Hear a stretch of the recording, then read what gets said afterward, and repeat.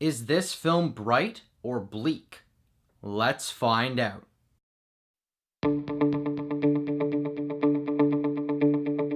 Hello Fanatics, I'm Dylan Phillips and this is the Film Fanatic Review bringing you Darkest Hour, starring Gary Oldman, Lily James, and Kristin Scott Thomas.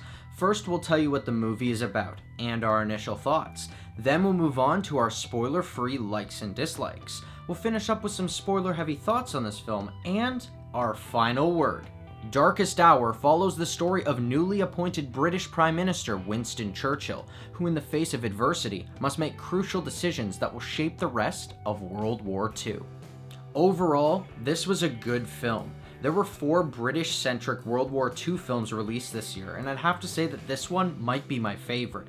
For what I liked about this film, let's start off with the best part, the cast. This film is nothing if not for the performance by Gary Oldman, who is near unrecognizable under all of his prosthetics. His delivery, composure, and cynical humor help elevate this typical history lesson to a pulse-pounding war thriller.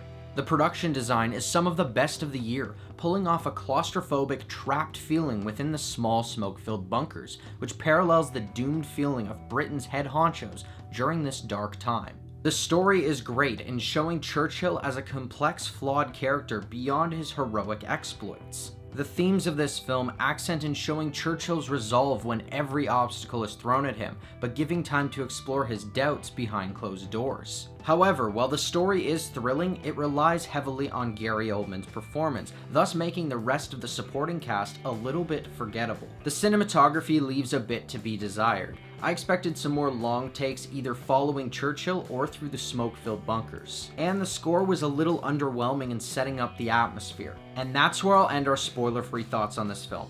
If you want to hear our final word or rating of this film, pause now and click the link in the description, because now it's time for spoilers. To be honest, there's nothing really to spoil for this movie because yet again it is a story based on our history.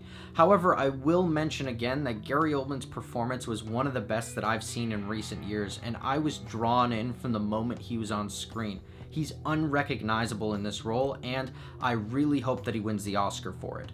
And the best scenes to me were the introduction of Churchill at the beginning, the scenes between Churchill and the King, and when Winston Churchill goes on the tube and asks the people what they want. So, with the thoughts heard, here's our final word.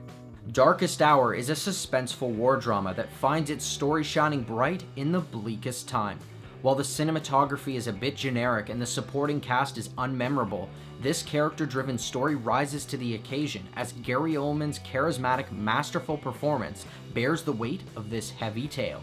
This film was the other half to Dunkirk, being the all-words complement to its all-action spectacle, so I'm gonna give Darkest Hour an 8.5. Thanks everyone for watching our review. Are you planning on seeing Darkest Hour? Or if you've already seen it, do you have something to add? What did you think of the story? Let us know in the comments below. I'm Dylan Phillips and this has been the Film Fanatic Review. If you like this video and you want to see more, hit that like button and subscribe to our channel. Check out our latest Worth the Watch video where we recap and review Season 1 of The Orville.